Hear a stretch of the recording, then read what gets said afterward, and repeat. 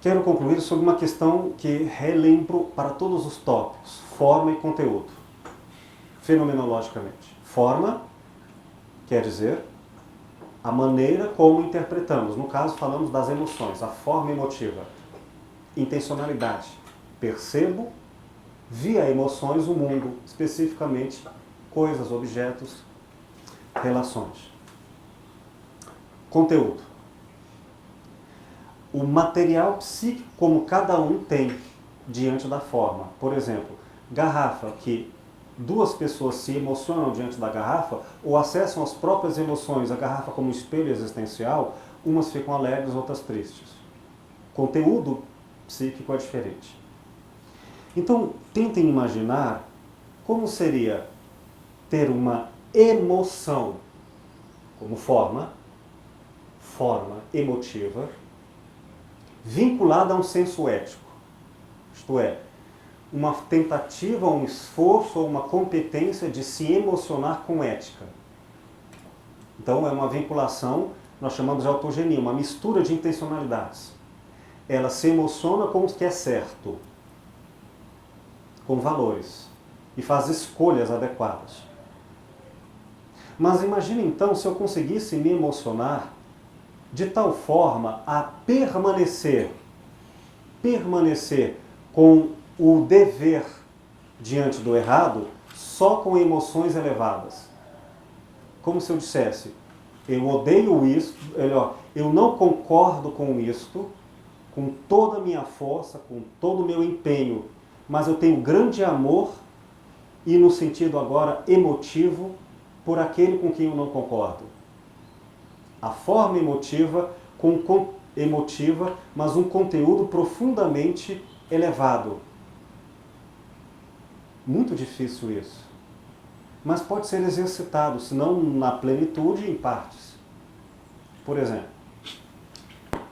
conseguiriam discutir com alguém, falando boas verdades para ela, com candura, com doçura, com ternura, e se necessário bater nela, com candura, com doçura e com paz na consciência?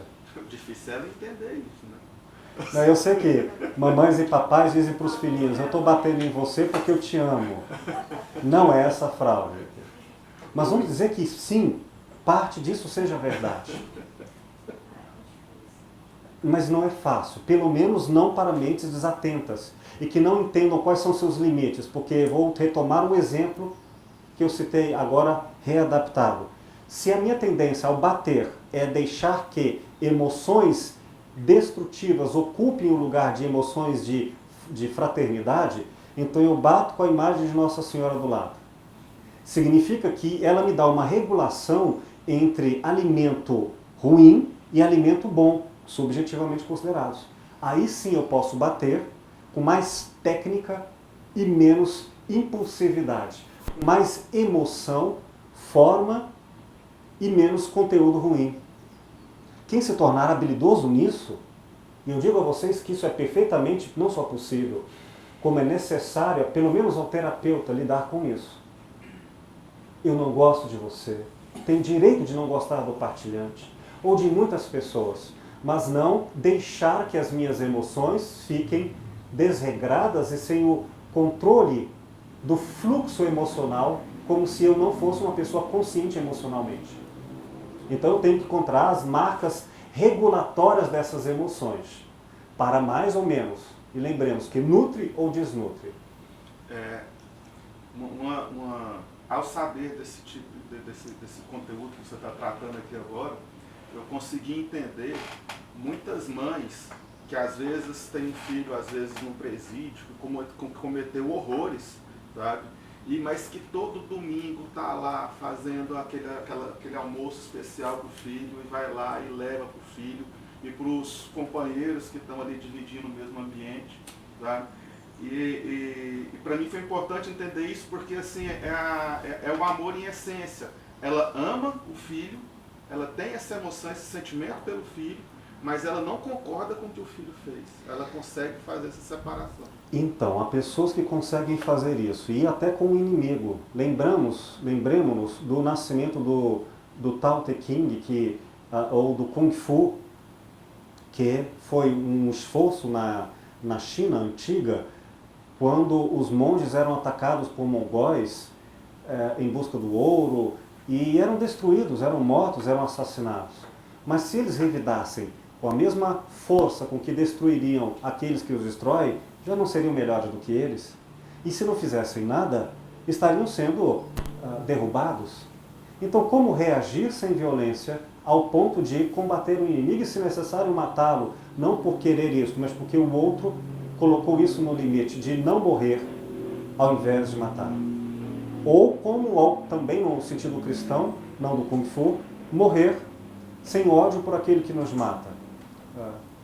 Pois bem, no Kung Fu, eles aproveitaram o exercício e o modo de ser dos animais como lutar como uns bichos, que têm os sentimentos, as emoções, mas não se apegam a eles, fazem por defesa e por instinto.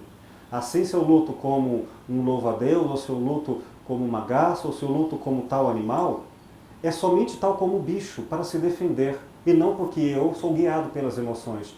Daí vocês verem nessas caricaturas de filmes, a pessoa está em paz, o mestre, e ele luta habilmente, mas em paz.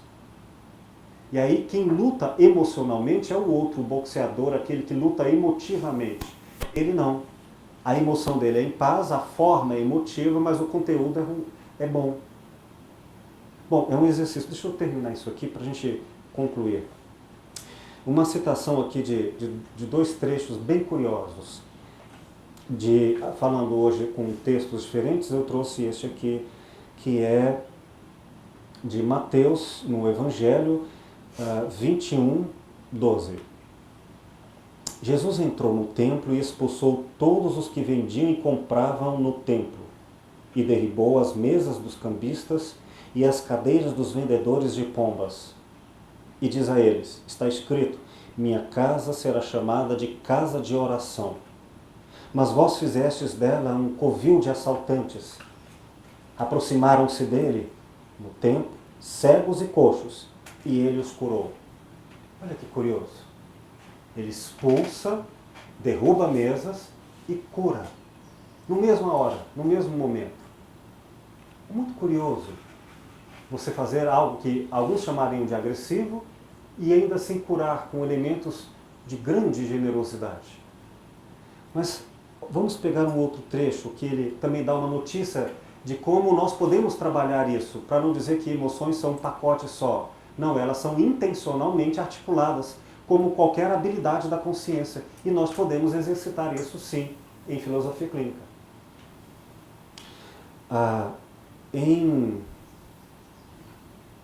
Aqui citando Mateus 10, 6 e 10, 16, ele diz assim, ide de preferência às ovelhas perdidas da casa de Israel. Lembrando que isso aqui não é uma aula de religião, eu estou me utilizando de um texto religioso da nossa cultura para mostrar que na base da nossa formação ética do cristianismo, nós temos elementos que às vezes por distração não vemos essa riqueza filosófico-clínica que agora interpretamos como terapêutica. Primeiro ele diz, nós temos que de preferência escolher conviver com quem? Com aqueles que são considerados ali como ovelhas perdidas. Mas vamos entender por isso aqui, maus. Dos maus, os perversos, entre estes, aqueles que nos perseguem, nos fazem sofrimento, nos causam sofrimento. Que recomendação! Olha, vá atrás dos seus inimigos. Sabe aquela pessoa chata? Vá visitá-la. Tem um espelho na sua casa? É isso mesmo. Pois bem, porque senão vamos nos acostumar naquela relação, como eu disse no início da aula, de sentimentos que parecem bons, mas que no fundo são maus, porque são seletivos e não lidam com conflitos. Aí parece que eu sou bom só porque não lido com nada que efetivamente exige de mim esforço, de autonomia. 10,16 disse aqui, eis que eu vos envio como ovelhas no meio de lobos.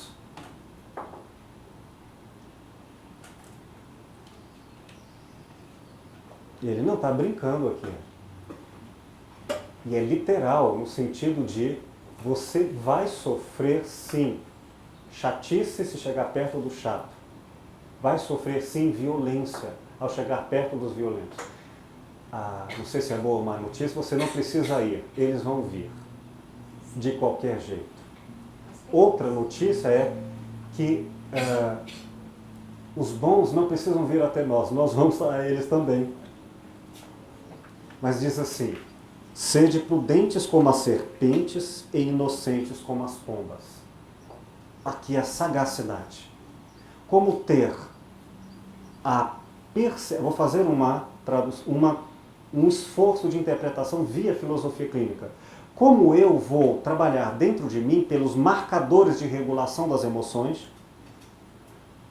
No meu caso, por exemplo, de vez em quando eu vou me tornando muito insensível, uma pessoa que as pessoas vão dizendo, e eu as ouvi dizendo, Will, você fez coisas erradas, e eu falo, mas isso não mais sou eu não sou mais o original de fábrica, eu estou me traindo, eu preciso realimentar-me de sentimentos que têm a ver com o que eu quero me definir como. Aí eu vejo alguns filmes que eu sei que me nutrem, eu tenho algumas práticas que eu sei que na minha historicidade alimentam as emoções que eu quero. E também faço uma dieta dos sentimentos ou vínculos intencionais de coisas, pessoas, músicas, situações, que quando possível faço uma dieta e me afasto deles. Realimento as minhas energias, aí lido com pessoas e situações que são de emoções muito destrutivas. Aí eu posso fazer isso. Eu tenho uma força nutritiva emocional bastante para lidar com a maldade, com o escândalo, com o horror. Qual o limite? O limite de eu me alimentar e enfrentar essas dificuldades. É possível? Na recomendação do cristianismo, eticamente, sim. Enfrentar o mal de forma a não se tornar mal. O dar a outra face não como covardia ou afastamento, mas como aproximação e exemplo sem se tornar mal. No qual o dar a outra face é só físico, do ponto de vista de qualquer ameaça, mas é essencialmente um ato de doação, portanto não de fragilidade. E o que eu dou? Eu dou os melhores, no caso, sentimentos éticos. E essa doação pode servir ao outro de aprendizagem, seja como for. Se eu me tornar forte, alimentado emocionalmente do que me torna mais autêntico, para enfrentar o outro, esta doação, se não mudarei o outro, o amor às vezes muda, às vezes não, uma coisa ficará mais clara para mim, o outro não me mudará, tornando-me eu não refém dele porque estou mais original, segundo o que me alimenta na estrutura de pensamento. Pegaram essa ideia? Vamos ver. Queridos, vamos ver agora um trechinho do filme Walking Life. Walking Life é uma produção belíssima, incrível. Com referências aqui para ajudar, mas conta a história em um desenho animado psicodélico, com cores muito fortes. Conta a história de um rapaz que, depois de várias experiências que achava que estava acordado e que não se encontra acordado, e já não sabe mais o que é ou não é realidade. Então aparecem diferentes situações em que as coisas são muito intensas, convincentes, e podem ou não ser reais e não ser ao mesmo tempo. É um filme que não tem resposta, mas faz perguntas e retoma questões filosóficas misturadas com essas do cotidiano. Muito interessante. Aqui um trecho em que eu quero que vocês tentem perceber e depois a gente analisa que isso está sendo colocado. É um recorte de uma história no meio de outras, não tem vinculações de continuidade. Vou pecar todos vocês, nem que seja a última coisa que eu faço. Vocês vão pagar pelo que fizeram comigo. Para cada segundo que passei neste buraco, vocês vão passar um ano no inferno. É forte, viu? Vocês vão me implorar para deixá-los morrer. Não, ainda não. Porque eu quero que todos vocês sofram. Eu vou acabar com vocês sim. Talvez uma agulha comprida no ouvido, ou ficava aceso no olho. Nada bonito. Um pouco de chumbo derretido na boca. Ou melhor ainda, alguma coisa dos salvagens. Como cortar as pálpebras. E só ficar ouvindo vocês gritarem. Ah, que música linda vai ser. E faremos isso em um hospital, com médicos e enfermeiros para vocês não morrerem tão rápido. Sabe qual é a melhor parte? A melhor parte é cortar as pálpebras de vocês para viver fazendo isso. Isso. E vão me ver levando o cigarro aceso para perto dos olhos abertos de vocês. Até vocês quase perderem o juízo. Mas nem tanto. Porque eu quero que dure muito, muito tempo. Quero que saibam que sou eu. Que sou eu que estou fazendo isso. Eu! E aquela psiquiatra, Suzy, quanta ignorância. E aquele juiz gordo, que cara metido a besta. Não julgues para não ser julgado. Todos vocês vão morrer no dia que eu sair deste buraco.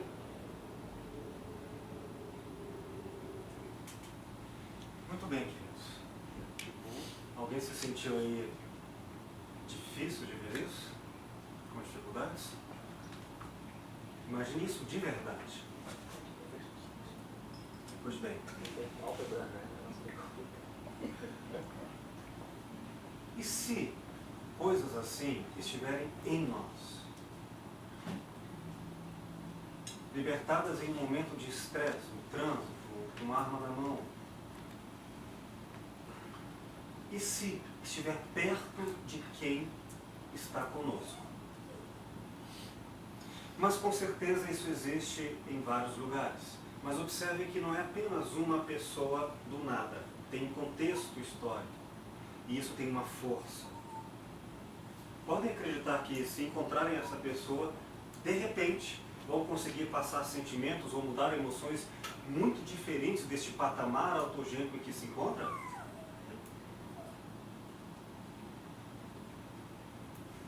Olha, há situações muito delicadas e algumas delas nunca vão mudar disso. Pelo menos não nesta vida como conhecemos.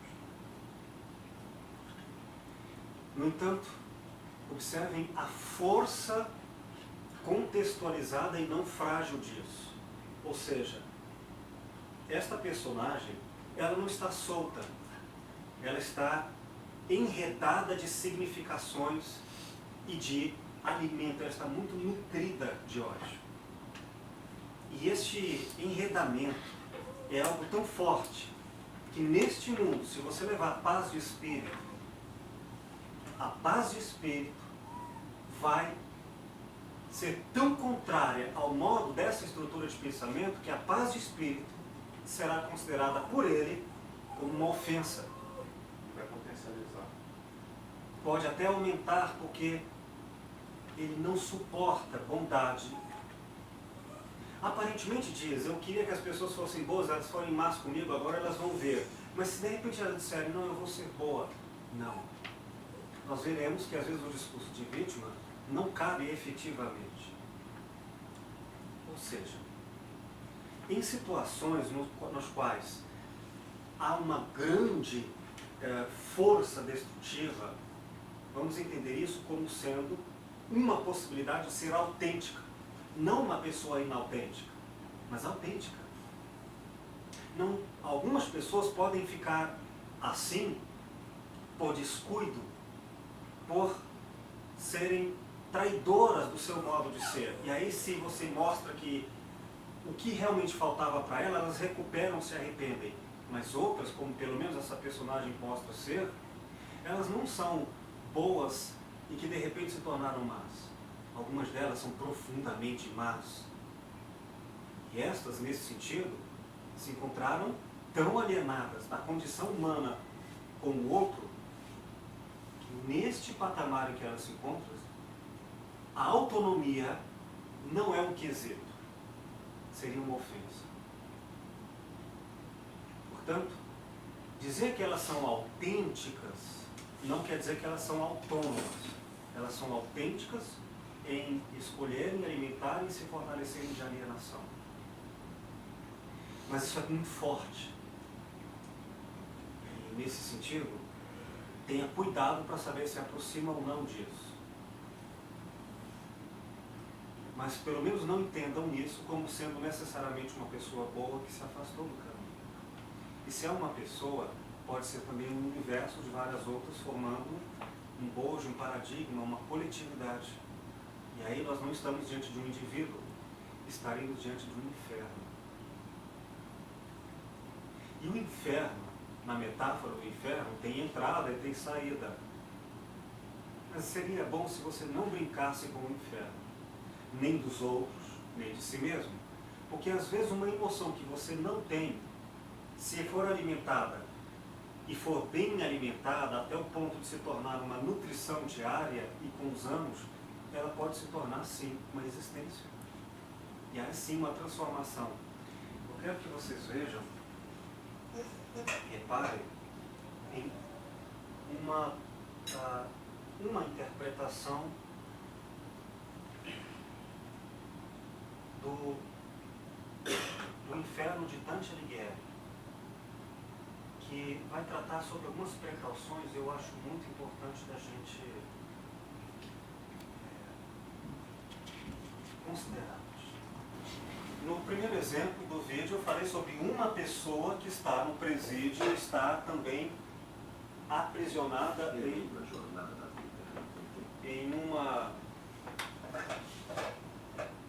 uma vida pessoal. Agora vamos falar sobre não uma pessoa, mas um patamar autogênico, ou seja, uma realidade de mundo que existe, independente de pessoas entrarem nela ou não, como indivíduos. Ele existe como cultura.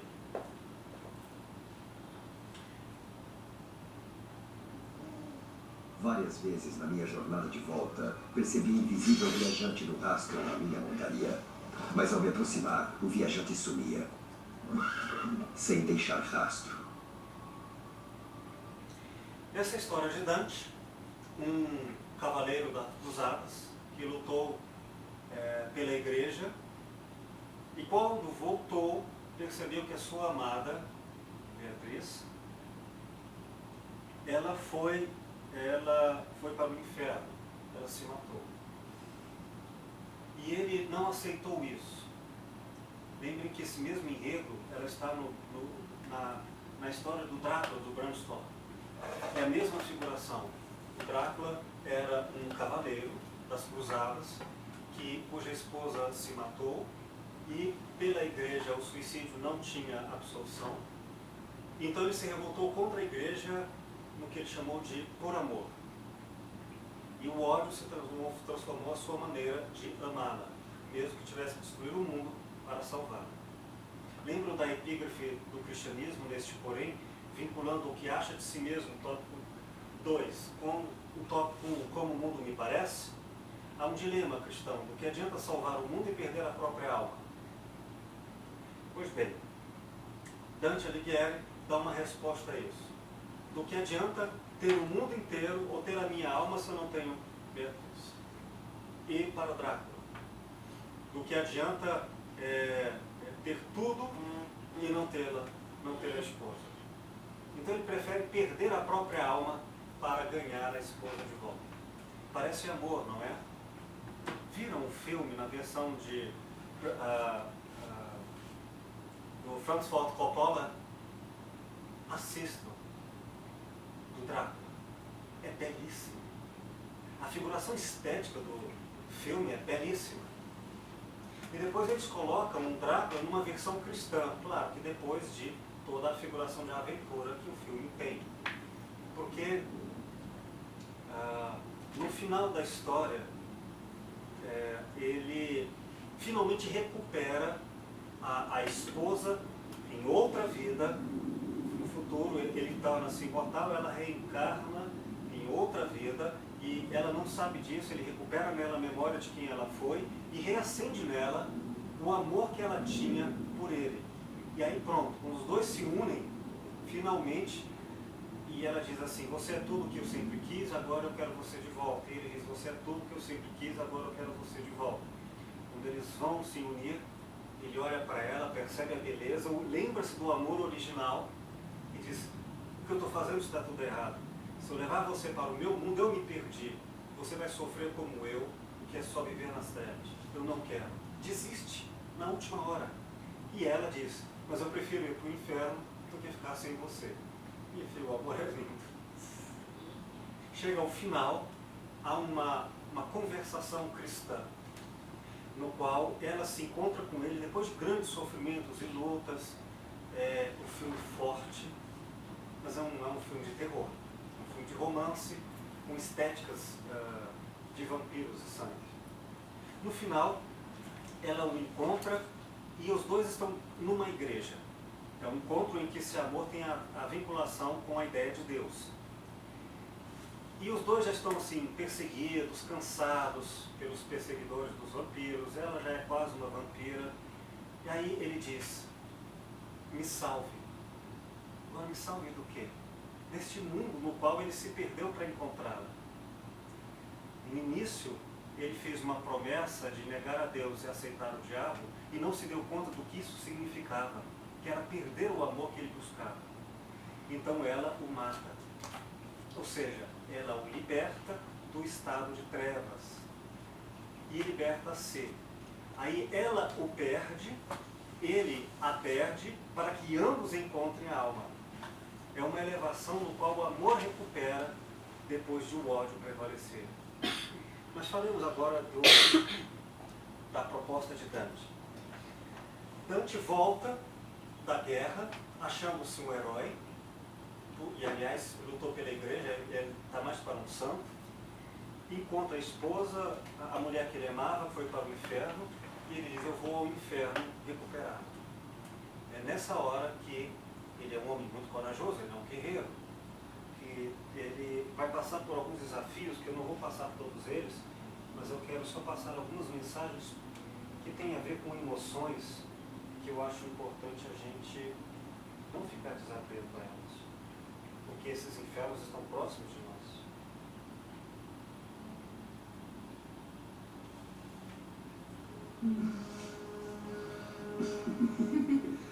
Amo você mais do que o próprio céu.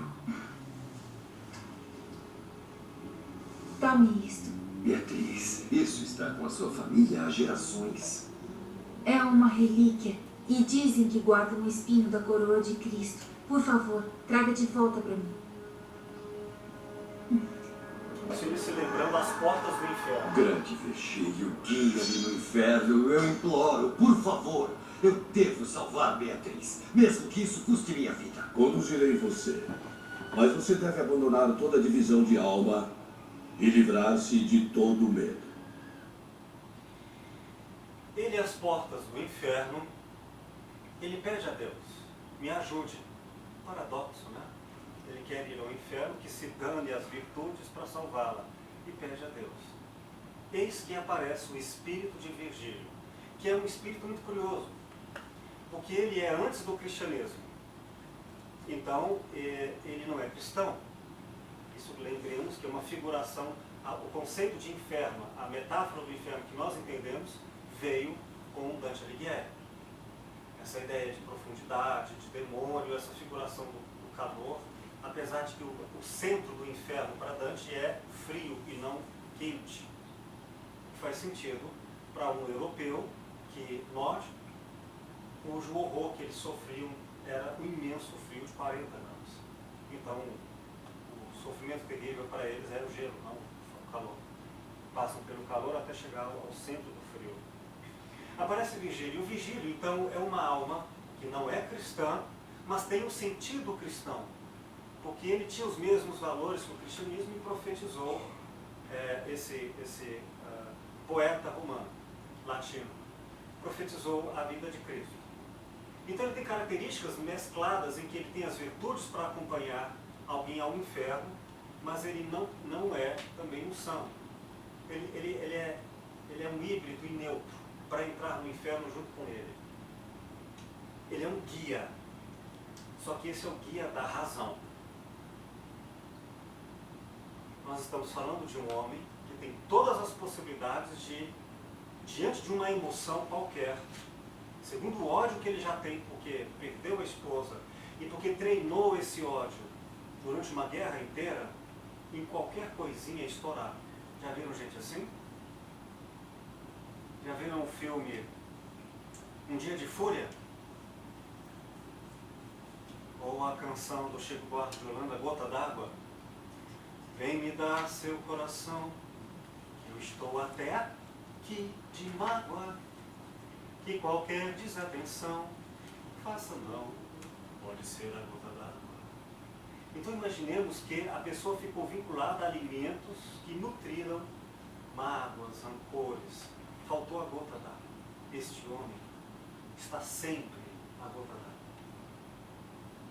E para onde ele vai, não tem gota d'água, tem cachoeira. Mas ele diz, eu vou ao inferno e eu sei me cuidar. Já viram gente assim? Pode deixar que eu sei.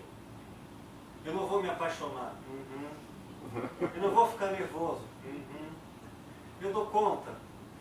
E não estudou, como faz um filósofo clínico, as emoções para saber como elas podem ser terapeutizadas, mais ou menos forma e conteúdo. Primeira recomendação deste guia, o guia da razão, um terapeuta, viu? Olha, eu te guio, mas preste atenção. Você tem que reunir a sua alma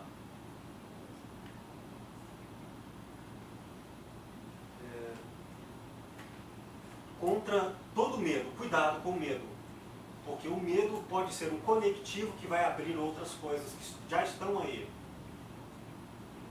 Se eu só sou uma vítima, por assim dizer, o medo é uma reação diante da opressão. Mas se eu sou um algoz misturado com vítima, o medo pode ser uma abertura para a transmigração de vítima para algoz. Ou seja, eu vou bater, eu vou espancar, eu vou violar, física ou psicologicamente, me alegando vítima, mas estou no mesmo universo daquele que me ataca. Então cuidado com seus sentimentos. Segundo, preste muita atenção, razão, fique atento. Porque se você se distrair, vai perder. Eu nada temo. Então vamos. Ele está achando que ele não Caronte tem que nos entender levará ao primeiro círculo mas do e ele? inferno, o limbo. O inferno tem 9 círculos. Lúcifer fica no mais baixo. Horripilante, sim. Há mais perdidos no inferno do que livres do paraíso. Posso ver seus pecados em vida. Olha o juiz. O marco de Caronte aumentou em tamanho e força através dos milênios, para compensar pelo número crescente de condenados. Comigo chegas à cidade do desespero. Comigo chegas à dor sem fim. Eu não gosto do que vejo. Agora conduzirei você ao fogo, ao frio e à escuridão eterna. Abandone a esperança todo aquele que entrar aqui. Como Deus permite isso? Esta recomendação que está na entrada do inferno, Virgílio, que é o espírito da razão, diz, preste atenção, meu amigo. Lá está escrito. Você vai entrar, o que está escrito? Abandone aqui toda a esperança ao entrar. Já viram pessoas que têm esse portal escrito? Não entra, meu amigo. Ao entrar aqui, abandone o que você chama de esperança e paz no coração. Ah, mas eu gostei. Então, cara. E se essa outra pessoa for você, se for para a guerra? Se eu não beber cachaça, eu não vou acessar coisas em mim, por exemplo. Não só acessar ou alimentar. Mas e se eu não considerar essa frase? Já pensou se a gente lesse em cada situação, contexto, circunstância, lugar, tempo, relação, em cada assunto, uma recomendação? Cuidado com seus limites das emoções para saber o quanto você lida com elas, ou aqui você vai estar em estado de perigo, mas pode ir se a razão for junto. Ou se o crucifixo for junto, ou se a sua sexualidade for junto, ou se você for com os ingredientes na sua estrutura de pensamento capaz de lidar com isso. Tenha essa precaução, especialmente se for em um inferno. Então, a razão diz, cuidado. Vou lembrar das observações. Um é o terapeuta para conselho, o filósofo clínico. Quando eu lidar com o outro, eu tenho que conhecer isso em mim. E eu tenho que saber que eu tenho limites. Quais são os meus limites? Eles me definem enquanto esses limites existem. Mas eu estou ciente deles, eu só vou descobrir na hora de violentá-los. Tá, então eu percebi que eu tenho muitos limites. Lembrei de um ditado tibetano, que o pecado, o perigo é como mel no gume da faca. Forte, né? Qual é o elemento que te seduz? Ah, eu não gosto de mel mesmo, mas se for chocolate. Pois bem, diante disso, dessa precaução, vamos a outro. Deus permite o livre-arbítrio, mesmo para seus anjos. Foi Lúcifer quem concebeu tal... Eu protegerei como se fosse meu filho.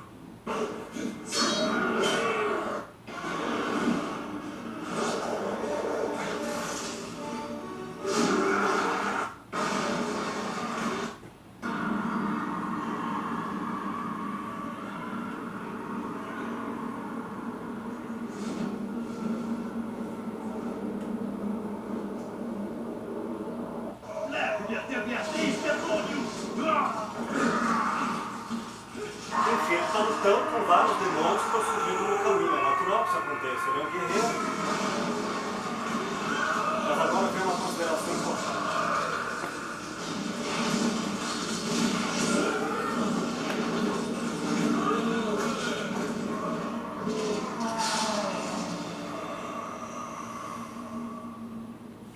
Ele durante uma vigília, lembra? Lutou, quase que perde essa luta. Os primeiros dias. Virgílio, você desapareceu. Para onde foi? Sou um espírito puro, Dante. Não posso evitar que lute com seus inimigos. Sou apenas um guia. Quem já pediu ajuda para o seu anjo de guarda? Aí chega o anjo de guarda e fala: o que eu posso fazer é te orientar, meu amigo, mas eu não posso lutar por você. Então, para que serviu esse pedido? É um pouco do que Dante está dizendo. Ah, então eu não sabia que você não pode lutar por mim. É como o Virgílio fala: você teria que ser eu, mas se fosse eu, você não estaria aqui. Então observe o quanto nós alienamos nossa relação com o espiritual ou com emoções elevadas. Por exemplo, acha que alimentando-se com os conectivos existenciais de ódio, amargor, frustração, coisas cotidianas, de repente, um dia faz uma prece, um dia uma alimentação, um final de semana que tem umas férias e que descansa o corpo, um dia você fica bem e acha que isso é o bastante para poder voltar à rotina e vencer seus desafios? Que férias dão conta de uma existência que é ricamente alimentada do mal-estar? Atualmente eu estou nessa esperança. E aí Precisando muito. chega Virgílio e diz: olha, eu só posso lhe fazer uma coisa, lhe orientar, acorda. Mas vamos chegar à recomendação: se você não alimentar sua existência, fogo de palha emocional elevada não vai sustentar essa chama. Mas às vezes nós queremos que outros façam isso por nós, ou as magias de instâncias sem existências.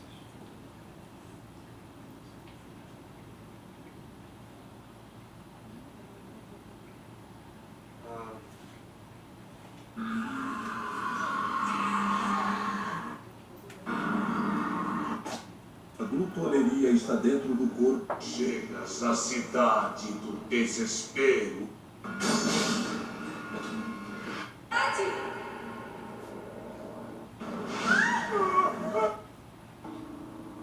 Conte-me mais sobre sua vida na Terra, divino poeta. Conheço seus feitos, mas não o homem que você foi. Publius Virginius Maro era meu nome. Era filho de um plebeu e, embora tenha morrido 12 anos antes do nascimento de Cristo, previ a chegada dele nos meus trabalhos. Que lugar é este, Virgílio? O primeiro círculo do inferno, o limbo. Aqui sofrem aqueles que não pecaram, mas que não tinham a necessária fé. Esse é o reino onde vivem os pagãos virtuosos e bebês não batizados. Claro que nós não vamos entrar nesse universo simbólico, medieval, não é o nosso elemento. Apesar de que aqui nós estamos iniciando iluminações da Idade Moderna, né? Dante é uma figura bastante rica dos elementos medievais e modernos. Mas sem entrar no universo católico, no ideário, pelo menos, medieval, lembram o que ele disse para Virgílio quando deu a recomendação: cuidado ao entrar no inferno, tenha emoções seguras, não tenha medo de nada e mantenha a razão firme e lógica? Qual foi a resposta que ele deu para Virgílio? Não tenho medo de nada. O primeiro que aparece, ele cai. Enquanto chega um guerreiro, ele é bom de matar. Matou o outro. Só que agora, olha o que ele vai enfrentar. Ele está acostumado a enfrentar demônios lá fora. Mas o que ele vai ver agora? Conectivos emocionais. Uma criança que não foi batizada. Aqui? Como isso é possível? Amado Dante, esta é a 4ª carta que eu escrevo e a 4ª que eu destruo. Eu estou com 5 meses de gravidez. Temo contar ao seu pai, uma vez que ainda não nos casamos. Não sei por quanto tempo poderei esconder o meu estado. Tudo o que eu peço é que você volte logo. Deixe essa terrível cruzada. E nós poderemos nos casar.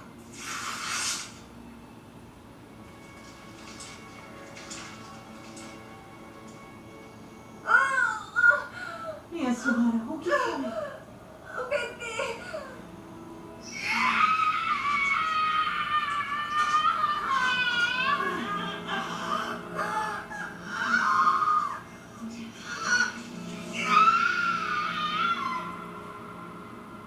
Este é meu filho.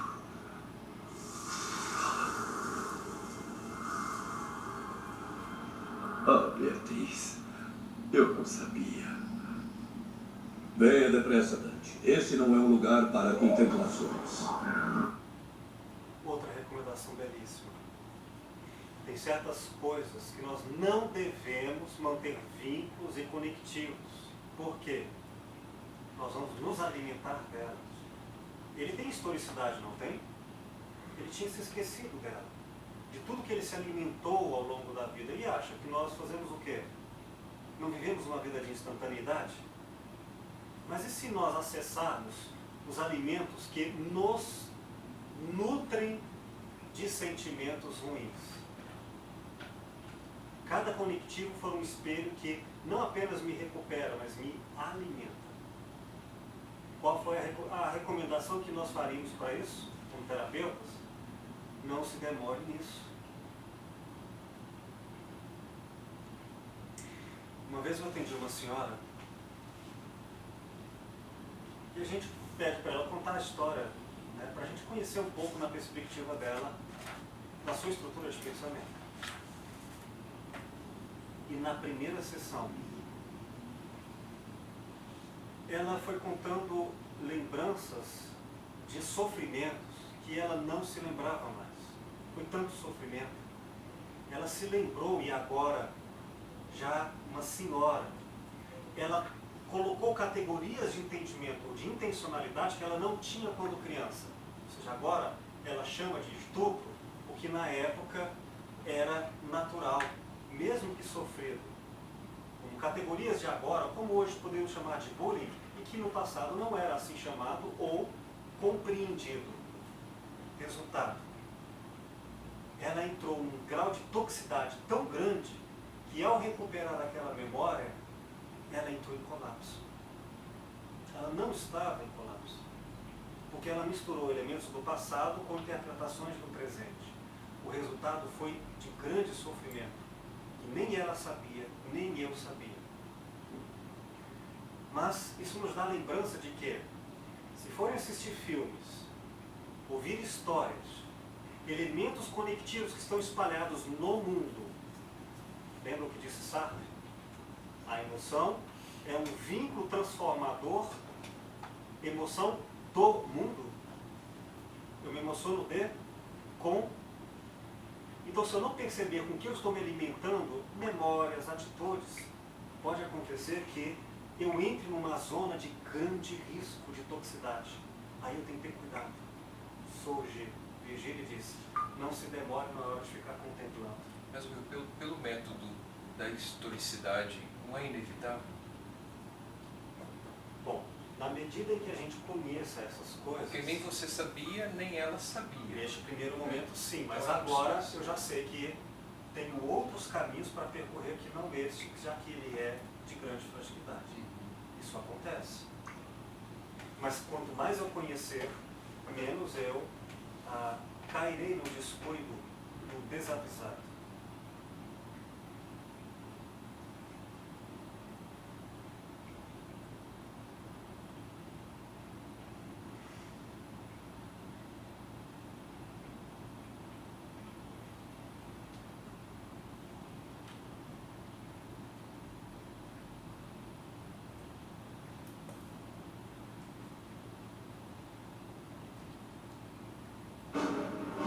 É tempo de eu reclamar meu prêmio, rapaz! Pois clame por ele.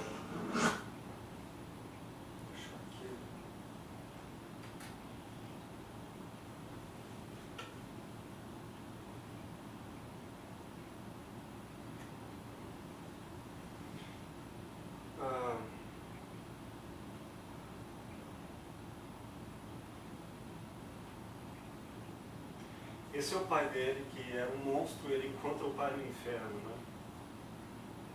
O pai só queria ouro.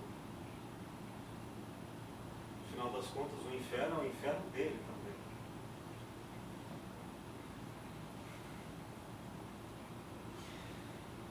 Considerações, queridos.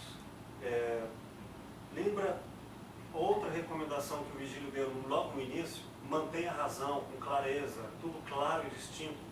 Não se confunda com as coisas.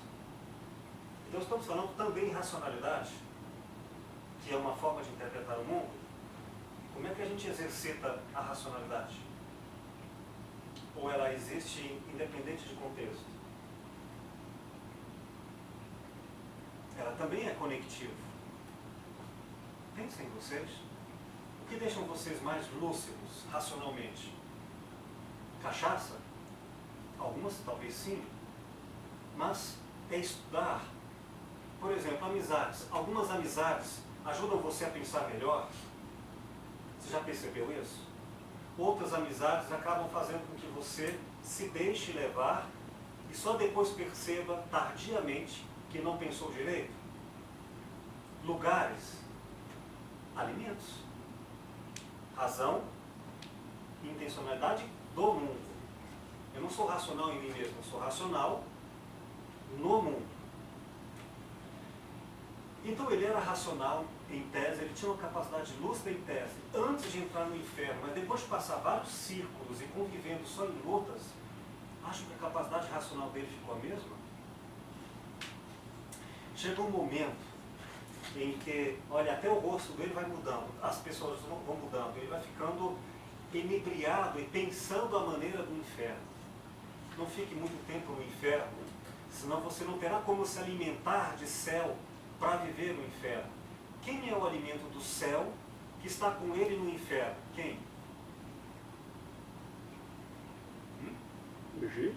Virgílio. Tudo bem? Então, a ideia é, use a razão para entrar no mundo da insanidade, para não se perder. Mas tem limites. Tem um ponto até que você vai indo. Quando chega no último círculo, ou seja, na maior profundidade do inferno, na história original, a noção de tempo desaparece, que é a noção de racionalidade antes, depois causa e efeito. Virgílio chega para ele e diz: até aqui eu posso ir, mas daqui por diante eu não posso mais. Vocês devem ter visto essa mesma interpretação, quer dizer, essa mesma retomada do Inferno de Dante numa outra obra com o Robbie Williams, em que ele vai tentar recuperar a esposa dele que foi para o inferno. Vocês lembram? Qual o nome daquele filme? Alguém se lembra? Vocês assistiram? Não é aquele Amor Além da Vida? Amor Além da Vida, é isso. O Robin Williams, ele está num mundo confuso, ele não sabe o que é real, o que não é real. E aparece alguém que vai dizer: eu vou te ajudar a caminhar aqui. E ele vai entrando tentando encontrar a esposa dele nesse mundo confuso. E a recomendação que o outro dá é algo semelhante ao que vai acontecer aqui. Vai dizer o seguinte: o guia, até aqui eu posso te acompanhar, mas daqui para lá nem a razão te acompanha. Não tem nada mais de conectivos com a racionalidade.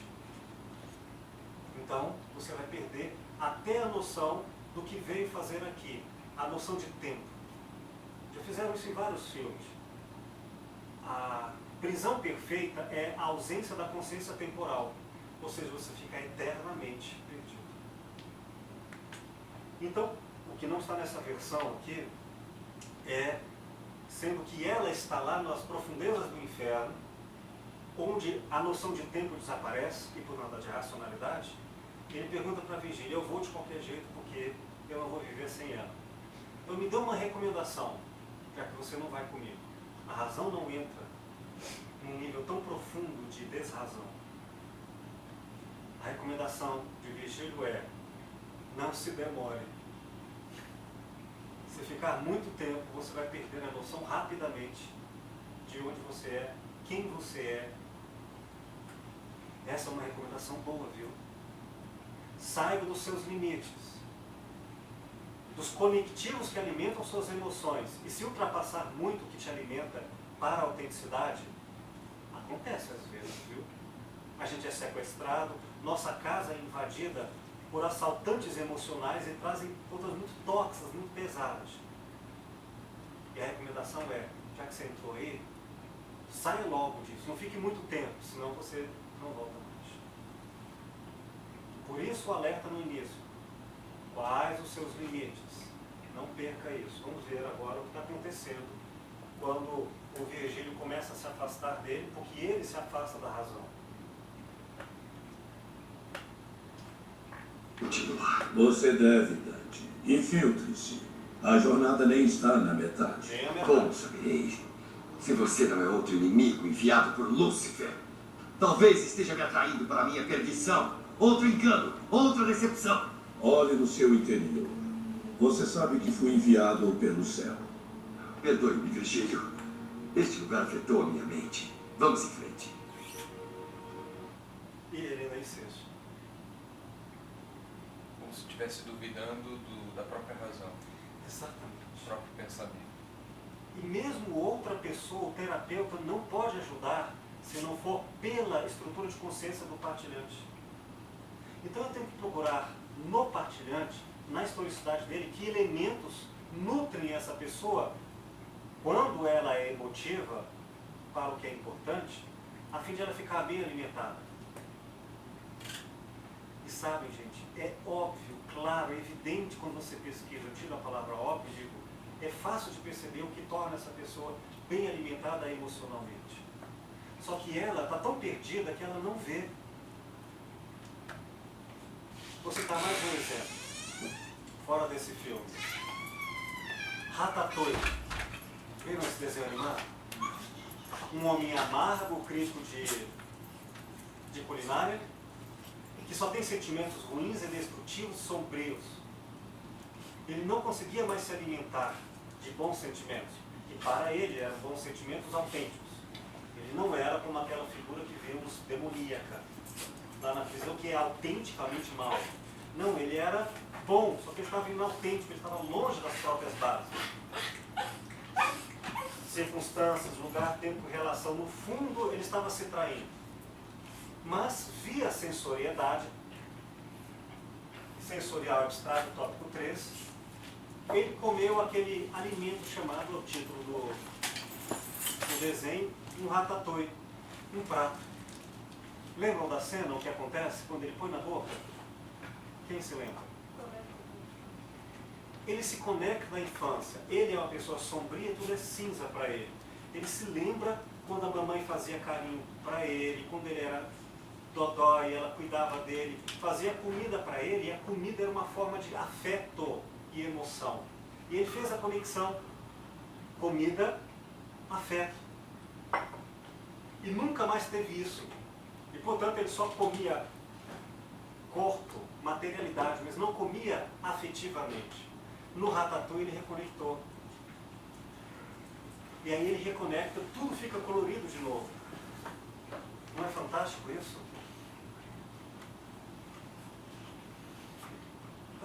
Isso aqui são infernos que a gente entra e estão perto da gente o tempo todo. É só mudar o canal da TV. Ou não é? Já viram um seriado de TV que não conseguiram parar de ver até o final? Mesmo que estava emocionalmente lhe fazendo mal, mas não conseguia parar, caiu no inferno de Dante. A razão dizia, para. O filme pode ser estimulante, mas no meio do filme está te fazendo mal, porque é um alimento emocionalmente destruidor, a sua autenticidade é viciante, é sedutor. A briga do outro, para quem gosta de brigar, é difícil de sair. Mas Virgílio, a razão diz, para agora. Um pouco mais você não volta. E vai se tornar aquele presidiário do primeiro desenho do Lock Life que nós vimos. Pode voltar, nunca mais voltar. E uma das formas de não se alimentar do que é ruim, não é se afastar fisicamente, é se afastar racionalmente. Isso é ele, não eu. Isto é um filme, não é meu. Já fizeram essa distinção? Uma espécie de desconstruir a obviedade do filme para dizer, isto é ele, não eu. A história dele está amarrada dessa força de conexivos emocionais terríveis, não a minha. Não se confundir nem fazer transferências. Então, vamos ver isso aqui. Uma cena do filme, As Mães de Chico Xavier, e vejam a força, uma belíssima interpretação, torrencial, muito bem composta dessa interpretação, de uma emoção avassaladora, em que a pessoa não tem mais o autocontrole e coisas surgem quando entram nisso.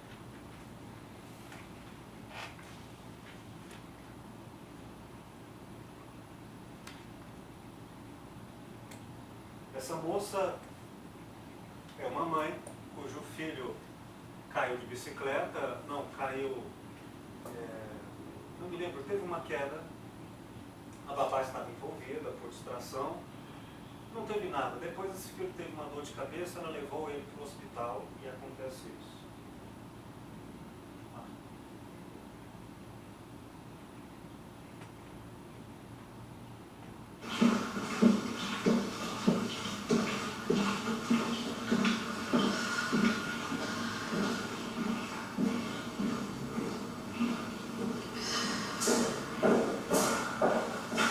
Então, Isa, o que está acontecendo, Isa? O que aconteceu com o Theo? Estava sentindo dor de cabeça e eu trouxe ele pra cá imediatamente.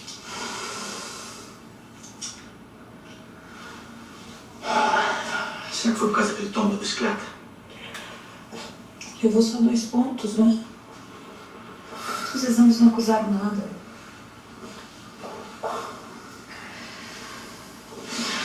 Onde é que ele tá? Eu quero ver meu filho. Tá na UTI. UTI? Meu Deus do céu.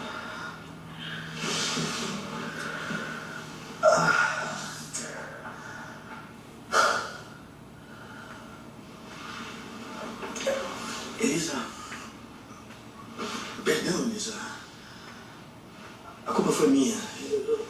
Eu devia ter estado mais próximo, tivesse...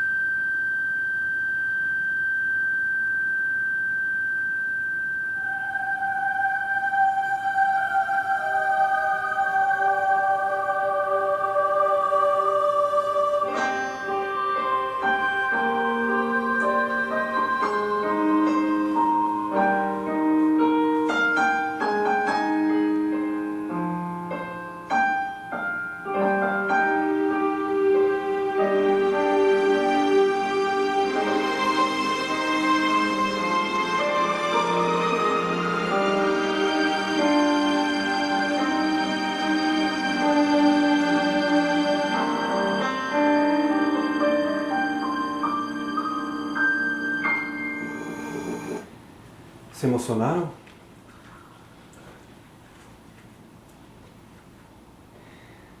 Então imaginem como este filme foi feito. O diretor colocou música, um corredor, dando a ideia de atravessamento, de uma situação e de um espaço físico, uma analogia que coube bem à trajetória. Colocou lugares, gestualidades, situações comuns em que nós nos identificamos por semelhança. Mas tudo isso é verdadeiro, mas não profundo. Porque o que dá isso para quem acredita e sente verdade não é esse pequeno enredo que são 5 minutos, 3 minutos. O que dá isso, vida, não é o filme. É o fato de que nós, de alguma maneira, já vivenciamos situações ou possibilidades semelhantes enquanto o fazemos. Do contrário, olharemos dizendo que saco esse filme. Então, quem dá riqueza ao filme não é o filme, somos nós. Ele foi animado, um desenho animado pela nossa intencionalidade que nele projetou. Pois imaginem quando alguém narra suas emoções com tanta força. De onde vem essa força de interpretação? Da historicidade dele. Acham que a pessoa que está sofrendo é capaz de reconectar a força de todos os conectivos de emoções que ela tem na vida? Ou ela basicamente pega um fio significativo de dor do último instante que ela está sofrendo, desconecta com todas as outras emoções que dão outro contexto e acredita que o mundo inteiro é só aquela última dor do último momento? Observem o que nos diz, por exemplo, Hannah Arendt, essa grande filósofa da política, quando no capítulo A Esfera Pública 7, ela diz assim: de fato, o sentimento mais intenso que conhecemos, claro, ela generaliza o que é correto, mas não podemos universalizar dizendo que era para todos e sem contexto. Pelo menos não seria filosofia clínica, diz ela. O sentimento mais intenso que conhecemos, intenso ao ponto de eclipsar todas as outras experiências, ou seja, a experiência de grande dor física, é ao mesmo tempo o mais privativo e o menos comunicável de todos. Não apenas por ser talvez a única experiência à qual somos incapazes de dar forma adequada à exposição pública.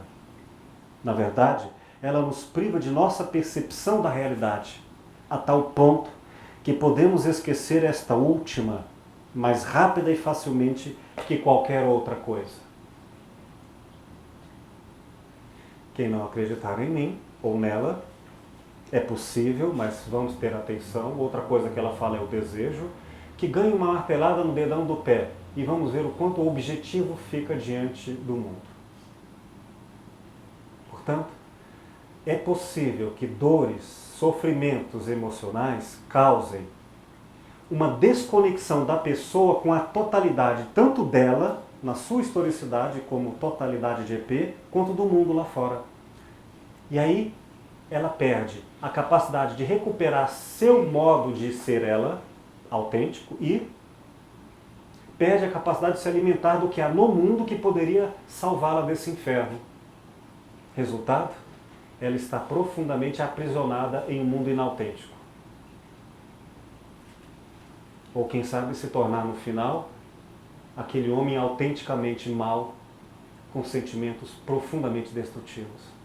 O que nós temos que fazer com uma pessoa dessa? Reconectá-la a tudo que vamos investigar na historicidade dela, da possibilidade de emoções que, como Virgílio para Dante disse, não se demore demais com isto. Eu vou lhe mostrar outras coisas da sua história. Por isso, uma pessoa que às vezes, como aconteceu com Laura, que eu falo no meu livro A Escuta e o Silêncio, ela acreditou ter matado o pai de desgosto e entrou em profunda depressão. Eu fui estudar na história de vida dela e eu percebi que ela gostava de jovens, passeios, uma garota com forte erotismo e coisas simples como voltar a vestir algumas roupas que ela não entendia mais, que aquilo entrava em conexão com emoções boas. Então disse para ela, olha, sabe aquela calça jeans, tal e tal? Venha com ela para a clínica. O que uma coisa tem a ver com outra? Ela não sabia, não se lembrava. Mas eu pesquisei na historicidade que com aquela calça ela recebia elogios. Então, através daquela calça, ela reconectou um mundo em que não é só destruído. E foram trazendo outros e outros elementos. Fui afastando de filmes, da mãe que trazia certas memórias de culpa, enfim, dietas existenciais das emoções. E ela saiu do inferno em que se encontrava. Como é que eu fiz isso? Mágica ou pesquisa? Do modo dela. Técnicas prontas? Teorias prontas de emoções? Ou procurei escutar o modo de ser dela, o que alimenta e o que a desnutre? O nome disso é ética filosófica.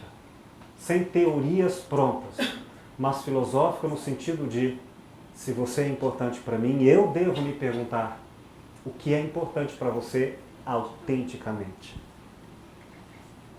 Faz sentido para vocês? Então, assim a gente vai pesquisar a história das emoções de cada um. Bom, queridos, A temos... ética precede a teoria. A ética precede e guia a teoria.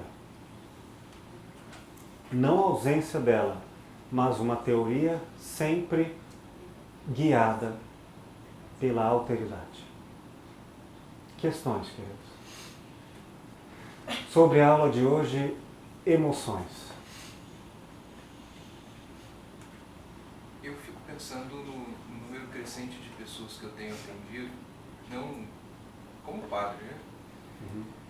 Muitas pessoas depressivas, assim, crescendo mesmo, e quase toda semana eu atendo pessoas ou que pensam em suicídio ou que tentaram e sobreviveram ao suicídio. Isso tem me chamado muita atenção. Sim. Então, a aula de hoje me tocou muito por causa dessa minha experiência recente, né? Recente entre aspas. Nos últimos meses eu vejo um crescente. Eu atendo em vários lugares de Goiânia, não atendo num lugar só. Automutilação, depressão, suicidas. Então esse inferno de Dante aí, assim, realmente, esses avisos, né? Sim. Esses conselhos foram muito ricos para mim. Queria agradecer essa chamada de atenção em forma de aula. Questões, queridos? Uma coisa que você falou, cuidar de mim, ou seja, ter limites. Isso. Eu fui perseguida por uma paciente. Não tente colocar ela- questões que localizam historicamente, só para registro das aulas. As minhas, falando dos meus limites, né? Nessa situação, algo que foi comigo. Então, assim, eu estou me colocando na história, né? Que foi uma história minha que foi terrível. E isso me lembrou... Deixa eu perguntar, isso pode ser gravado? Pode, porque... Tá. Ok. Então isso lhe lembrou? Isso me lembrou a situação que eu vivi, quando você falou de cuidar de mim, porque uma pessoa que se apaixonou por mim. Sim. Se apaixonou pela mãe. Primeiro ela chegou contando que se apaixonava pela mãe. Depois se apaixonou pelo psiquiatra, se jogou no carro na frente dele. E depois foi comigo. Então foi uma história muito complicada, que eu tive que sair, né? Me afastei, quando você falou muito bem essa questão da gente se afastar, quando a gente vê que é uma questão que pode a gente entrar no inferno e coisas assim. E para mim isso foi complicado até o ponto de eu pensar até em deixar a minha profissão, né? Porque eu falei, o que pode surgir daí para frente? Então, assim, eu achei interessante isso, né? E depois eu aprendi a ter esse cuidado, de limitar algumas situações, ou encaminhar ou me afastar. Muito bem, querido. Temos que ter esse cuidado, né?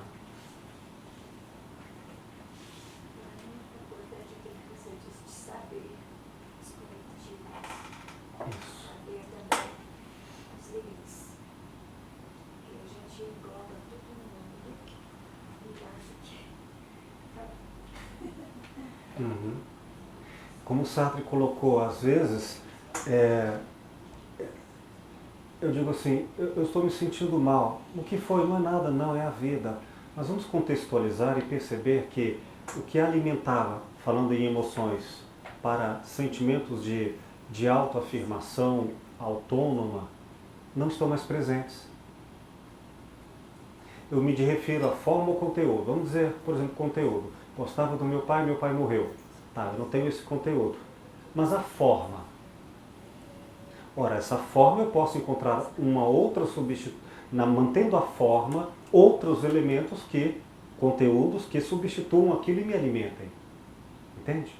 Então, se eu não tenho um certo conteúdo, eu posso ter outros que me atualizam. No caso da Laura, quando ela vinculou isso com sensoriedade, ela sentia saudade da avó, que era uma fonte de emoção, emoções que a nutriam.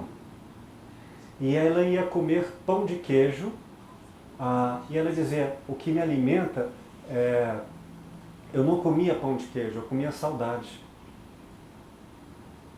Aí de fato unia o alimento físico com o alimento emocional.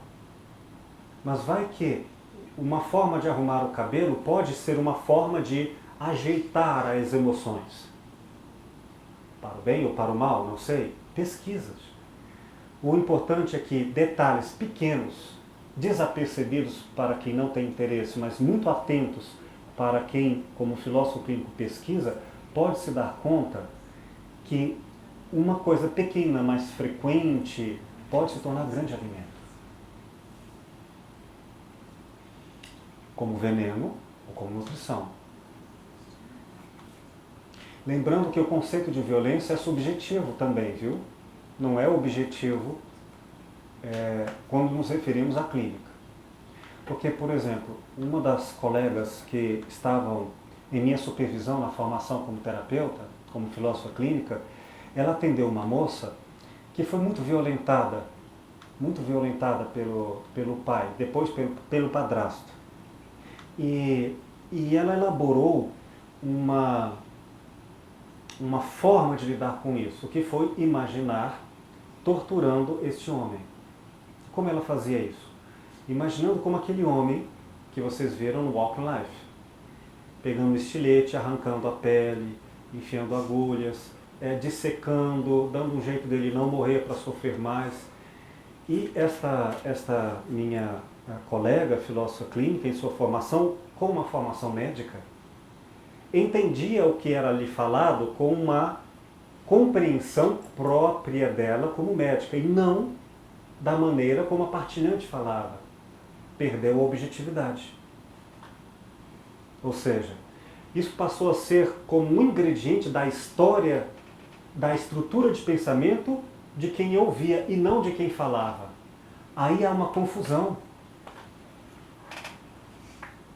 Você fala assim, você sabe como é perder um filho.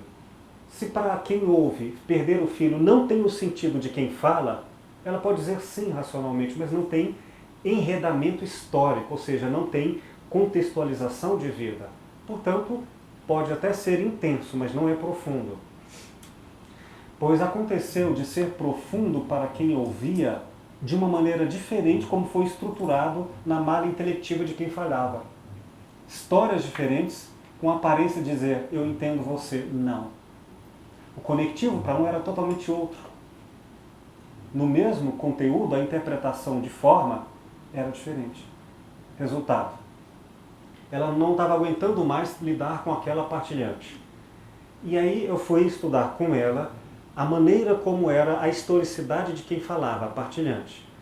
E falei, olha, aconteceu uma confusão aqui de objetividade, vamos lá.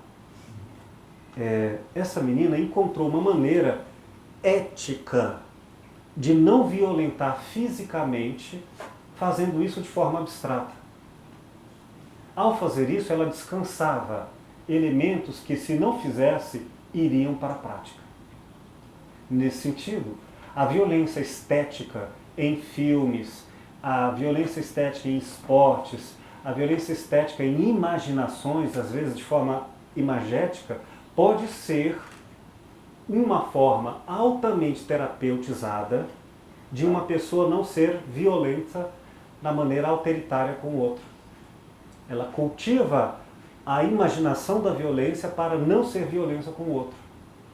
Nesse sentido, a recomendação amar o próximo como a si mesmo quer dizer, pode significar terapia. Vou te pegar lá fora e trucida essa pessoa no pensamento para, ai que bom, agora já passou isso, não preciso mais fazer. Porque se dissesse, não, você tem que amar e não pode sentir mágoas, como a partilhante do nosso querido colega, que narrou hoje essa história. Aí ela impede a capacidade de extravasação dessa força, e que porque se conteve numa espécie de só tenho que sentir alegria, torna isso um sentimento ruim. Às vezes sentir ruim é a maneira de ficar bem. Lembrando que tudo isso é subjetivamente histórico. Outra pessoa pode ser a maneira de alimentar de forma a não ser um alívio, mas uma contenção. Várias formas diferentes, por isso está certo, querida, temos que pesquisar. Sem regras. Professor, no caso do primeiro personagem do Aham. filme, ele tem uma patologia, né? Ela pode ser identificada como patologia para outros saberes médicos, psiquiátricos, mas nós não trabalharemos com isso. Não porque não existam, mas ainda que existam, digamos, duas pessoas classificadas com a mesma patologia, são seres que fazem conexões diferentes. São estruturas de pensamento singulares. Então eu não vou guiá-la, nem como Virgílio, já no Dante, eu não vou guiá-la como se ela fosse uma coisa patologizada, mas com uma historicidade. E aí veremos o quanto cada um é possível diferentemente dentro dos seus limites. Lembrando que alguns ficam retidas no inferno.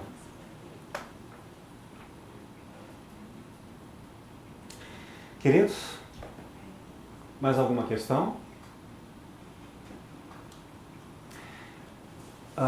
Gostaram da aula sobre emoções?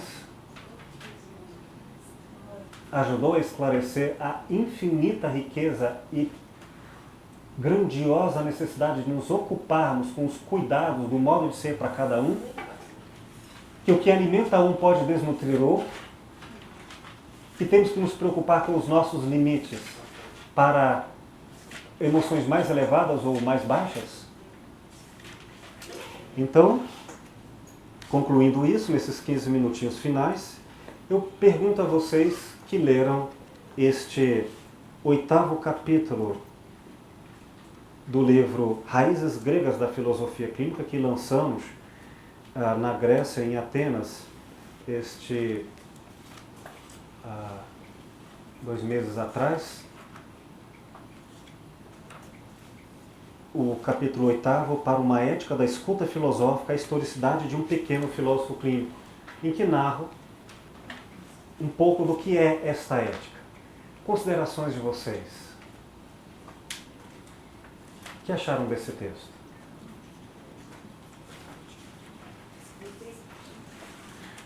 Questões, queridos? Quem gostaria de fazer algum comentário?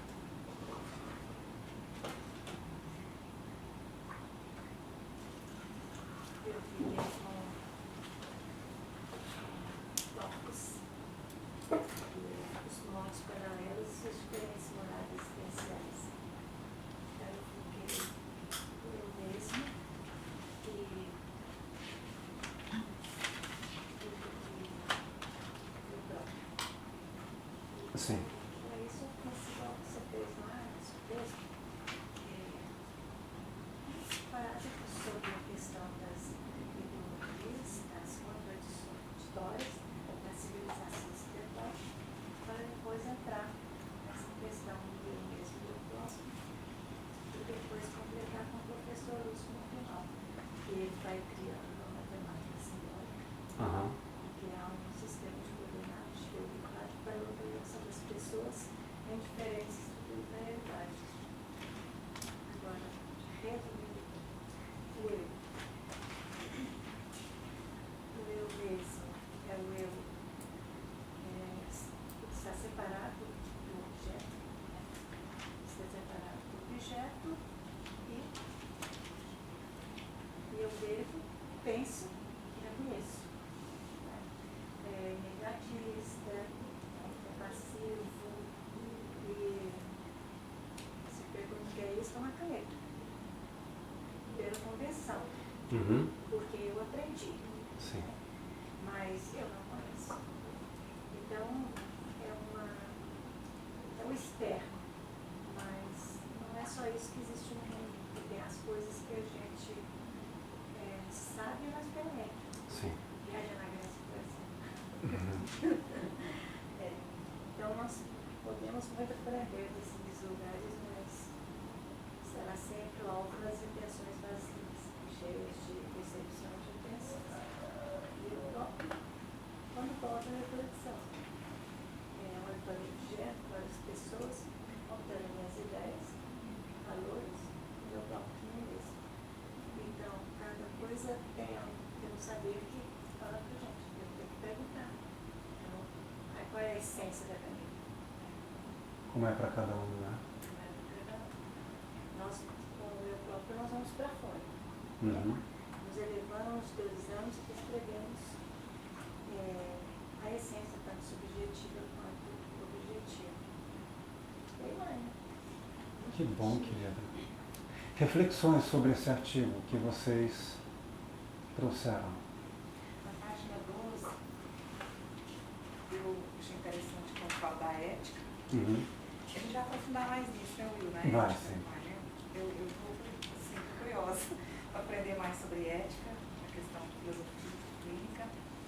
E na página 7, a questão do julgar, quando diz assim, ó, julgar com cuidado gostaria de ser julgado. É um ato inteligente de amor, ato contínuo filósofo que conhece suas vocações para o exercício da terapia. E através desse texto, eu fui ver umas formas diferentes desse termo julgar, do termo da ética, do termo da clínica.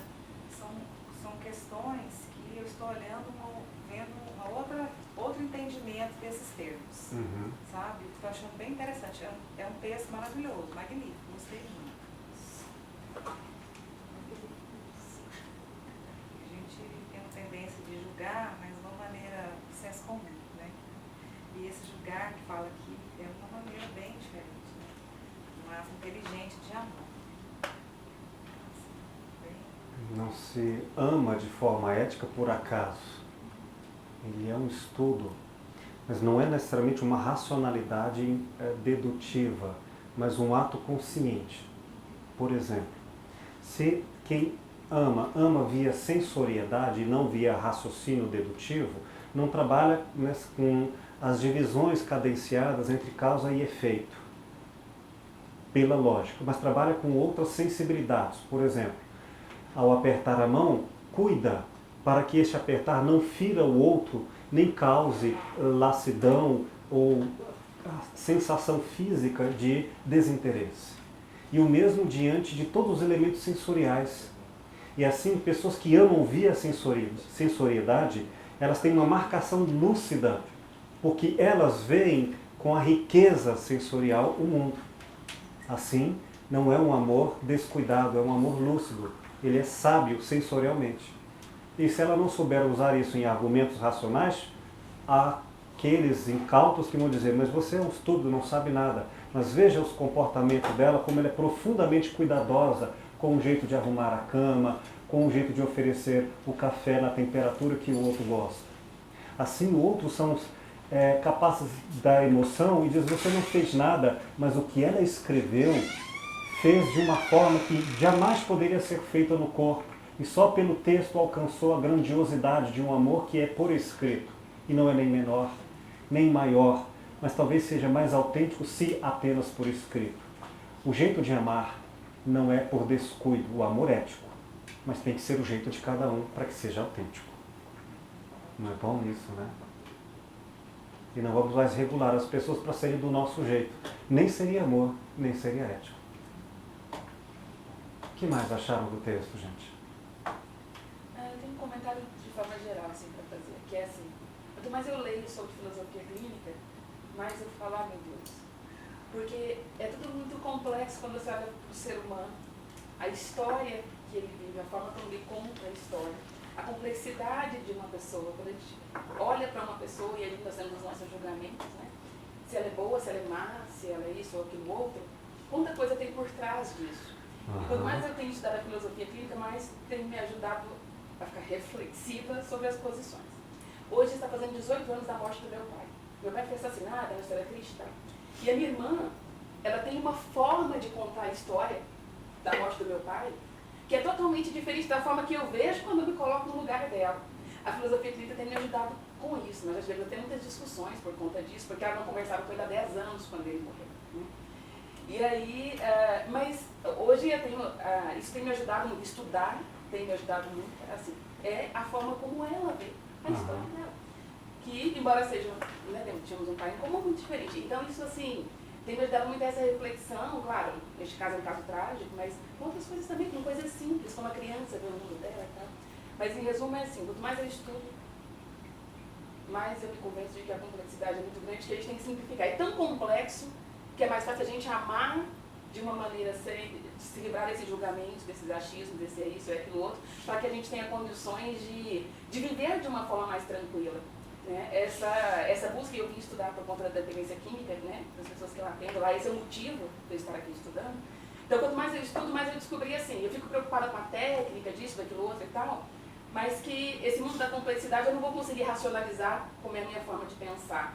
Então, é tudo muito complexo, eu tenho que ter o cuidado de ir um do outro e voltar, mas que para amar é melhor eu simplificar tudo. Então, assim, quanto mais eu leio, mais eu chego a essa conclusão, que é tão complexo que é melhor eu simplificar e amar simplesmente, porque senão não vou fazer. Porque é incrível como o mesmo fato, uma mesma coisa, é contada dentro de cada um, segundo a sua historicidade, especialmente. Né? Esse é o ponto que eu tenho visto em todos os textos. Então, e tem um monte de coisa aqui que, conceitualmente, esse texto é muito tranquilo, a linguagem dele é muito tranquila. Outros textos que nós já lemos, eu fico olhando aqueles rascunhos lá do Lúcio Parker, eu imagino o que deve ser o trabalho final dele, né? Porque o rascunho eu não consigo compreender muito. Eu imagino o TCC dele pronto. O que deve ser aquilo, né? Mas esse, assim, bem legal, bem mais gostoso de ler, pelo menos é a minha opinião. Querida, eu vou usar dois termos diferentes, complexidade e complicação. Complexidade, no sentido filosófico, significa que não há uma ideia desconectada de um enredamento que lhe dá sentido. E nenhum enredo está em si mesmo, senão num mundo também enredado ao infinito. E que ainda mais, que há mundos diferentes com lógicas e conexões diferentes. Ou seja, há tecidos de realidade tão diferentes que pode um enxergar uma realidade e não enxergar outra, mesmo que exista de forma sólida, mas é outra lógica de conexões. Tipo, eu tenho que olho por olho, dente por dente. Um estigma fácil para entender. Faz sentido. O código de Hammurabi eu não posso ferir mais o outro do que eu fui ferido, é um sentido de justiça. Aí, de repente, surge um princípio que já era do judaísmo, mas fica mais forte no cristianismo, e diz, nada disso, é perdoar. E ainda, se lhe quiserem roubar uma coisa, dê outra ainda caminhe com ela mais. Não faz sentido. É outra lógica, outro enredamento, mas que faz sentido nesse outro grau de complexidade. Portanto, nós temos que ver a complexidade. Ora, ou seja, o sentido de realidade. Aí nós vamos ver que pessoas diferentes podem estar em complexidades diferentes. Em cada teia de complexidade, que nós vamos chamar de historicidade, ela tem vínculos que tornam esses sentidos bem amarrados. Como um tecido que foi muito bem emaranhado, muito bem tecido, então ele não rasga. Ele é forte, de coisas simples, mas muito bem enredadas. Nesse sentido, elas fazem uma totalidade de vida. Pois bem, difícil é quando nós temos nesses emaranhamentos de fios, que não conseguem ou não permitem que a complexidade seja um tecido. E ela se torna já frágil. Ou seja, imaginem um tecido simples, mas que está tão bem costurado que ele se sustenta. Mas imagine que alguns desses fios se soltaram e eles têm nós. E aí já não é mais, ele é forte naquele ponto, mas como tecido ele é muito frágil. Ele ficou complicado porque não atingiu a forma complexa e bem organizada. Se ela é complexamente bem organizada, nós vamos chamar isso de forma autêntica. Um tecido bem costurado. E por autêntico é simples, o complexo é simples. O complicado é justamente o ausente, nesse sentido, o ausente do complexo, porque ele não quer ver que todas as coisas estão ligadas, de maneira a fazer sentido. Ele diz, é só isso e ponto. Mas isso sem contexto não faz sentido. Ora, então, essa visão reducionista, ela tende a transformar o mundo entre coisas apenas isso ou aquilo. Uma maneira binária, certo, errado, bem ou mal, ou eu ou você, ou isto ou aquilo. E lembremos com Hannah Arendt, a tendência da dor para as pessoas que já estão alienadas é tentar dizer que o mundo inteiro agora ficou esquecido. O mundo externo, quando a gente sofre demais, e o mundo interno, ou seja, eu não recupero agora nem sequer a minha própria força diante de uma dor, que às vezes, por complicar, perde a simplicidade. Aí você disse, por exemplo, é coisa demais para entender. Meu Deus, e quanto mais eu estudo, mais informação eu tenho. Essa complexidade não se atinge mais da forma linear. Ou seja, se você somar todo o conhecimento, não vai sair do lugar. Se for estupidamente a pessoa mais inteligente do mundo, vai ficar só mais aprisionada à crença de que não sabe nada. Tá. Mas o que importa nessa teia não é a análise agora, é a síntese. Quer dizer, o tecido está amarrado. Eu não entendo ponto por ponto, mas faz sentido. O tecido está bom, mas eu não sei costurar este ou aquele ponto. Eu não tenho análise em separado, mas em síntese está bem organizado. Ok. Como fazemos essa síntese? Cada qual de um jeito próprio. Um indicativo da sua fala, mais elementos que estão aí por trás, eu vou lhe dar um exemplo para você. Se, apesar de, como você, por exemplo, muito racional, e essa racionalidade ser até muito maior do que outras pessoas ao seu redor, falando do comum, claro, é uma profissional muito racional, é da área da contabilidade, professora, pesquisadora, tem muita racionalidade. Não é pela racionalidade que você alcança essa síntese, ou a complexidade que de tal forma fica simples. Por isso, ao imaginar que precisará entender racionalmente ponto por ponto, vai ficar complicado. Outras pessoas, é pela racionalidade que elas darão simplicidade ao mundo. Mas disse-o bem quando fala, eu não consigo, e quanto mais eu tento pela razão, mais complicado fica. Mas esse é outra coisa. Um indicativo. E nós sabemos aqui como isso é de outra forma. Disse, mas se eu amar, e se eu cuidar amorosamente, mesmo que eu não entenda racionalmente, vai ficar tudo bem. Porque eu sei que tudo fará sentido profundo e vai ficar simples. Não é assim? Portanto, em outros termos, pelos sentimentos, no seu caso, vinculado aos valores éticos que você tem, é que você consegue essa forma terapêutica em si de transformar o complicado em simples e complexo. Respeita o que não entende, mas ao amar é como se compreendesse. Eu não sei, mas eu compreendo. O amor dá contas, lembrando agora o velho Pascal, no século XVII, em resposta a Descartes, do que a razão não dá conta. O coração tem razões que a própria razão desconhece. Mas não é assim para Descartes, mas é assim para Blaise Pascal. E para você. Eu entendendo isso, eu posso dizer a você, você fala, eu estou perdida, eu não sei o que eu fazer, me ajuda a entender. E eu falei, se eu tentar explicar racionalmente, vai ficar mais complicado, porque ela tem a tendência a querer estudar tudo. E não dá conta, porque não tem como. Para você, para outras sim. Então eu vou dizer outra coisa. Faça sopa para os pobres, cuide disso, cuide daquilo, ame. E você vai entender. Como pelos sentimentos entende, pela razão não. Se esse é o seu jeito, pronto, encontramos. É o jeito de cada um que importa. Fez sentido? Sim. Se isso é difícil, é difícil. Ah, é, claro, imagina que não.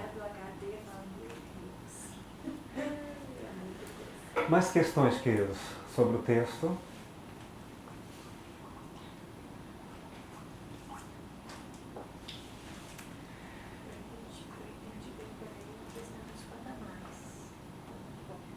Ótimo, isso era tema de outras aulas.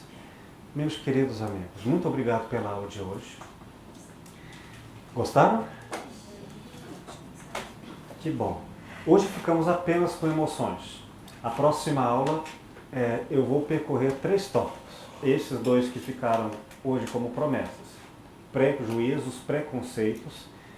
Decidi aprofundar hoje nesse tema e não enlarguecer. Vamos trabalhar a noção de pré-julgamento e preconceitos que nós fazemos, que é um estudo de hermenêutica. Como interpretar a partir daquilo que já sabemos. ou não sabemos que pré-julgamos? Não como defeito, mas como qualidade. Como saber pré-julgar adequadamente? Já que vamos fazer isso de todo jeito, vamos saber que já temos pré-julgamentos. E nós e os outros. E esses pré-julgamentos vamos chamá-los de história. Vamos conhecer a história. E vamos trabalhar também, além de prejuízos, termos agendados no intelecto e começarmos a estudar a forma como matematizamos o raciocínio. Vocês vão ver. Queridos, muito obrigado pela aula de hoje.